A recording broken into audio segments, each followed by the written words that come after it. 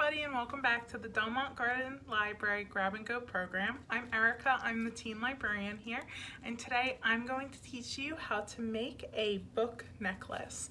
So a book necklace is exactly what it sounds like. It is a necklace of a book. I know, super cool. This one and the ones that I'm going to show you don't have anything in them, but you can put something in it. So if there's a book that you have a favorite quote from, you can put the quote in there. If you want to draw your own panels on a comic book, you can do that too. It's really up to you what you're going to do with it. It's just, I'm giving you the base and I'm giving you an idea, and I hope that you guys take it and run with it and use it to your heart's content. So in your grab and go bag, which are limited in supplies, so please first come, first serve, but if you want anything in there, I can usually print the instructions for you. You're going to get a paper with all different book covers on it. I have one sheet that's just comic books and another sheet, which is this one here, that has classic literature and young adult literature on it. I thought that a lot of the classic covers looked really cool, and I thought they would be a cool book. And of course, I picked some books that I really like and I thought would also be something that you guys like. These are all pretty popular titles. You're also going to get string, longer than this, but this is just for the display. Lined paper like this. This is going to be used for your book pages. You can use a different paper, but I just thought it'd be good to give you a template to start with, and then you can kind of, again, run with this however you want. A strip of construction paper. I'm using a whole piece so that I can show you how I broke the project down and how you can do this at home as well. If you say don't have the grab and go and want to make this, or if you want to make a different type of book, because you can even create your own covers. It's really truly about how creative you want to be. The things that are not going to come in your grab and go bag are a pair of scissors. Please have a pair. A hole punch, which is optional. You can punch holes into paper in different ways. I'm using the hole punch. Honestly, this is kind of tough with the hole punch. And we'll discuss different ways to make holes for your necklace during the video. But a hole punch and glue right here. So I'm using a glue stick. You can also use like liquid glue. I'm trying to minimize mess. I know myself, I know how I am, so I'm using a glue stick, but regular glue works just. So with no further ado, we're gonna go on and discuss how to make this. So the first thing we're gonna do is cut out the book cover we wanna use. I'm gonna do The Wilder Girls by Rory Power. I couldn't remember her name, I knew it was Rory. So you're gonna cut out the picture. Now, I try to make it as even as possible, so I like to line up the two images and then make sure that I can't see its shadow behind it, so this way they're perfectly lined up, and that's going to get me as close to perfect as possible. So this is my two sides. They're pretty identical. Again, it's not perfect, but it's close enough. The next thing you're gonna do is take your strip of construction paper. Now I have an entire thing of it. What I do for this, and what you can do if you don't have a strip of construction paper, if you're doing this from home without it, is I like to line up the book I'm using to figure out an approximate measurement, and then just cut it. So I line up my book like so, and I cut. I'm not gonna cut like this because I will cut the page, and we don't want that. Make sure you can sort of see what I'm doing. All right, and now I have these hardbacks to go on my books. The next thing we want to do is glue our book covers to our construction paper. I cover the whole piece of construction paper to the best of my ability without getting my table sticky, because I don't want glue on my table. And I put the picture trying to see if you can see this, down on top of the glued piece. I'm going to let that dry. I'll do it again with this one. Glue it, and we put it down. Now you can make multiple books at once. You're just going to keep repeating these steps for each part with the cover. Now you're going to take the paper that I provided for you and you're going to cut it in half. I already have a half piece cut for myself. You can see there's little lines, they're all dotted. You don't have to cut along each line. What you do have to do is cut just the strip of it out.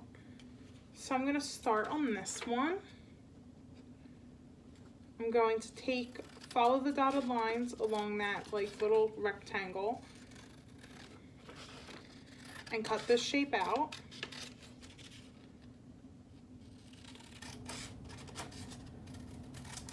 And then I'm going to cut that middle line straight across.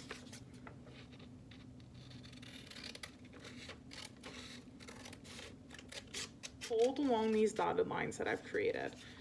So I will fold each one. And I missed a little, so I'm going to fix that real quick.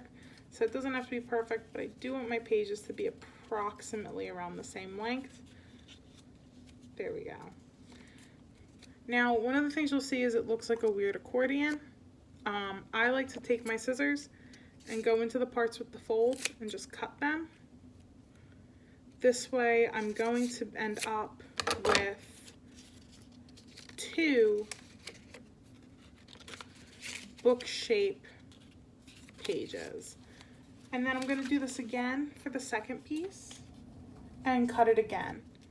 If you don't want to cut it, you don't have to. Your pages are they're not gonna look like pages per se, they'll look like folded pieces of paper, but you might like that look better. It's really about what you want. So there's gonna be 2 little strips of paper left over. I'll show you what we do with those. But right now I have 4 little book pages. What I like to do then to kind of create more of a book feel and a book sense is the pages of a book usually don't stick outside of it like this. So what I like to do is line them up nice and neat and cut a little bit off the edge, not on the fold, but where those pages are, and then cut a little bit off the top. This way they're 1, even, and 2, they're a little smaller and they're gonna give me some space to glue in my book that I need for later.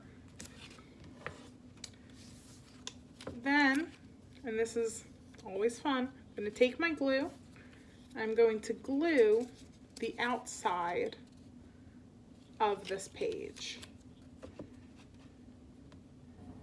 And I'm going to stick its friend on top. Like so. I'm going to try to keep the folds lining up just so that it gives it a more uniform book look. But now you see I have these 2 pieces together. And I'm going to do it again.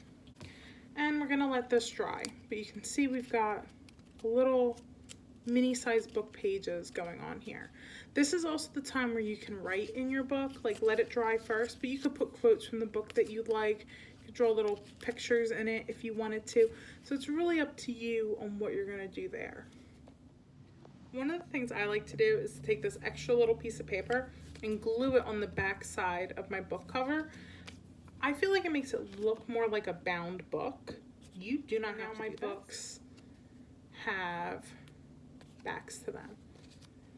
The next thing we're going to do is glue that paper down, like glue down on this white that I just glued onto this construction paper. So I'm going to do that. And I'm going to make sure that this is the front of the book. This is how it's facing. You open a book, the pages are here. So I'm going to put the pages down on that white spot, but I'm going to leave some space. Then you're going to glue, once again, the other side. Make sure you don't do it upside down. I always like to check. Here's the front, here's the front. I'm going to just fold it over here and squeeze along this gutter line. This way, it'll hold and look more like a book. It gives it a bit of a shape. I'm gonna let this dry, and then I will show you the next step. So now that it's dried, we're gonna put a hole in it. One of the things to keep in mind, you wanna make sure that the hole is not at the edge here, because then when you put your string through, it's just gonna fall through. You wanna put it in deep enough that it's gonna reach the pages that you glued down, but it's also going to be able to support its own weight, because while it is light, it's still being weighed down by gravity. So I'm going to place the hole here, right sort of near her temple, which seems morbid. Like I said before, there's other ways to make holes. The hole punch, is the quickest. It is also a little hard. So let's see how fast I can push this through. I hate that sound. I don't know how loud it's gonna be on here, but it's loud. But I've got this nice little hole, which I'll thread in a moment. But I did mention that we can make holes other ways, and this is how. Here's another sample book. I didn't finish it because I'm trying to make the hole ahead of time. These aren't going to have as clean of a finish as this, simply because you're gonna have to fold it. And that's gonna create some creases that you might not really like, but it's a necessary evil if you don't have a hole punch. What I like to do is fold the paper a little bit. You don't have to fold it all the way, almost like a hot dog. And you take a pair of scissors and you're just gonna cut at the crease. And it's not even a deep cut. It's very little. See? But this is enough to get a thread through. You might want to fold it one more time longwise and cut like an X. That's going to make it big enough that chances are your page isn't going to rip too bad.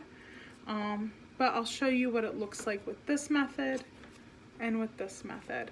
For this method though, you're going to have to go through each of your books, each of your pages really, and do that. So make sure that you line it up before you glue anything down. You know, you're gonna have to cut into these. Since I've lined it up, I know it's gonna be right about here. And then this method is really tricky in that you have to also glue it down right. It's not impossible, but it's a little harder than a hole punch. But if you're like me and you didn't have a hole punch at home, this is what I used to do when I was trying to create projects that I would have to put a string through. So I'm gonna glue these down and we will see how it turns out. So when I glue it down, let me not hide that. You can see I have the page with the glued pieces. I'm not gonna glue a white page down like I did before, mostly because this is just to kind of showcase how to do this other technique. So while this dries, I'll wait for it to dry a little bit before I put a string through it. I'm going to show you what it looks like when you put a string through the other one. I'm cutting this string in half. Again, you're going to have a much larger string than this, just to showcase the two different ones we're doing. So for this one, I just slide it through.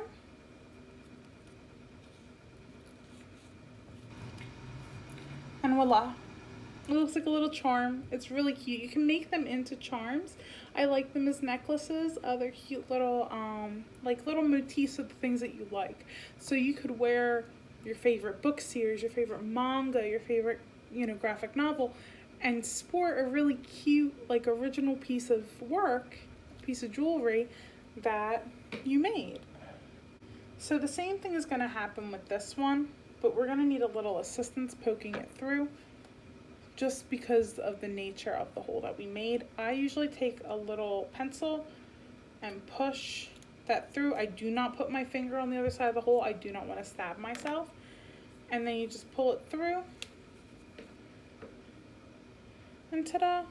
It's not as clean as the other one, but it works. And it looks pretty cool. And with Dracula being Dracula, you can even see a little bit of a cross pattern in the cut that we did. I think it adds a little bit of personality. So that is how you make a book necklace. I hope that you enjoyed this video. I hope that you guys have fun and pick them up. Again, if you don't get a grab bag, I will print the instructions for you, and we will be happy to see you at our next program. Thank you.